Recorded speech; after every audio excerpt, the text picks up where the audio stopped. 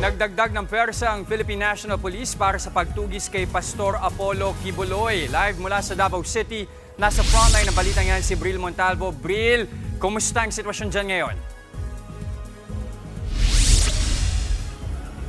Jess, ika-anim na araw na ng paghahanap kay Pastor Apollo Kibuloy rito sa KOJC compound.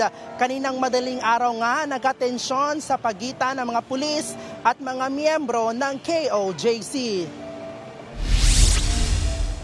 Pasado 2:00 din kanina nang magdagdag ng tauhan ang mga pulis para pumasok sa compound at tumulong sa paghahanap kay Kibuloy. Nauna nang sinabi ng PNP na magde-deploy sila ng dagdag tao para sa operasyon. May nakita rin ang mga taga-KOJC na malaking cutting saw na isinilid sa isang kahon at pinasok ng mga pulis sa compound. Umalma sila rito dahil hindi raw sinabi kung para saan ito gagamitin. Wala pang pahayag tungkol dito ang mga pulis. Jess, kung makikita mo rito sa ating likuran ay nakahilera pa rin ang mga pulis dito sa labas ng gate ng KOJC compound.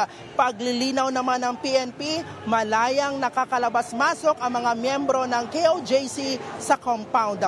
Yan muna ang latest mula dito sa Davao City. Balik sa iyo, Jess.